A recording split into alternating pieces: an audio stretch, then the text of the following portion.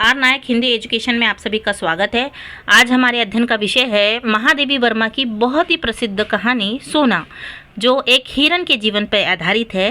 कहा जाता है कि महादेवी वर्मा ने अपने घर में बहुत सारे जानवरों को पाल रखा था और उनमें से एक हिरन जिसका नाम सोना था, उसको ही संस्मरण करके, उनको ही याद करके जब लेखिका भावुक हो जाती थी और उसे याद करके उन्होंने एक कहानी लिखी सोना, तो वो उसके जीवन से संबंधित कहानी है। तो चलिए इसका हम अध्ययन करते हैं। महादेवी वर्मा द्वारा लिखित सोना उनके प्रसिद्ध संस्मरण संग्रह है। मेरा परिवार का एक अत्यंत मार्मिक संस्मरण है। ये कहानी एक हिरन शावक यानी हिरनी के बच्चे के प्रति लेखिका के वात्सल्य और मानवीय क्रूरता के बीच के संघर्ष को दर्शाती है। ठीक है ना। ये जो कहानी है ये लेखिका और उनके वात्सल्य को दर्शाती है। अब देखिए, अब सोना का आगमन कैसे हुआ, यानी सोना घर पे कैसे आई। तो शिकारियों के हाथों अपनी माँ को खो देने के बाद इस नन्हे और मासूम हिरन के बच्चे को महादेवी के घर पे लाया गया। उसका रंग चपक सुनहरा होने के कारण लेखिका ने उसका नाम क्या रख दिया, सोना रख दिया। अब देखिए सोना का स्वभाव और उसकी सुंदरता। तो महादेवी वर्मा ने सोना की चंचलता, उसकी बड़ी बड़ी आँखें की करुणा और मैदानों में उसकी अटखेलियों का बहुत ही सटीक यहाँ पे चित्रण किया है। वह धीरे धीरे घर के सभी पालतू जीवों और नौकरों के साथ घुल मिल गई थी। यानी जो हिरन थी, हिरन का बच्चा था, तो महादेवी वर्मा ने उनको अपने घर में पाला और वो दिखने में तो बहुत सुंदर, चपल, चंचल और समझदार थी। और उनसे जब वो खेलती थी तो उसके कारण लेखिका और उनके जो नौकर थे उनको भी विशेष लगाव हो गया था। अब देखो गहरा लगाव। सोना लेखिका से इतना अधिक प्रेम करती थी कि उनके द्वारा कुछ दिनों के लिए बाहर, जब वो बद्रीनाथ की यात्रा में जाने पर वो उसके वियोग में जंगल में भाग गई थी।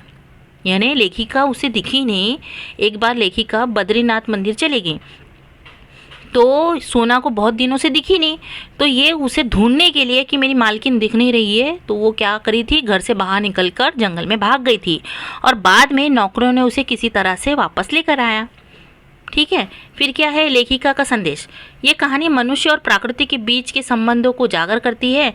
महादेवी ने दर्शाया है कि कैसे मनुष्य अपने स्वभाव और मनोरंजन के लिए जीवों को उनके प्राकृतिक परिवेश से अलग कर देता है, जिससे अतः वो बेजुबान जानवरों को भारी पीड़ा सहनी पड़ती है। मतलब यहाँ पे क्या दिखाया है कि लेखिका क्या बोलना चाहती है कि हम यहाँ पे दो कारण देख सकते हैं कि वो लेखिका से प्रेम तो करती थी, पर क्या होता है कि हो सकता है कि वो आज़ादी की मांग करती हो, ये भी बात हो सकती है।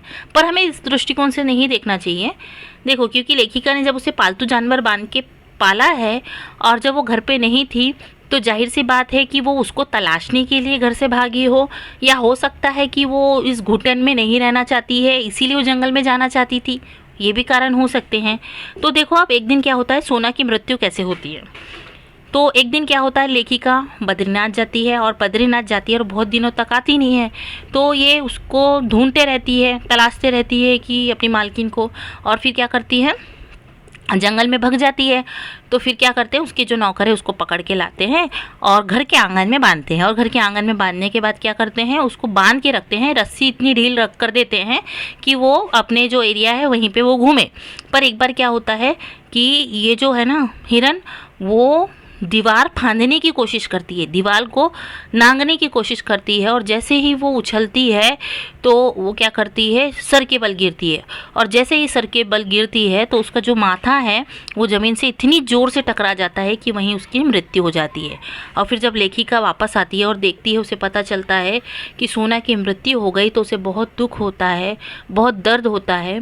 और वो जब भी सोना को याद करती है तो भावुक हो जाती है और उनको अलग ही जो एक दर्द महसूस होता है, और उसी दर्द को उन्होंने अपनी कहानी का रूप दिया है सोना कहानी में।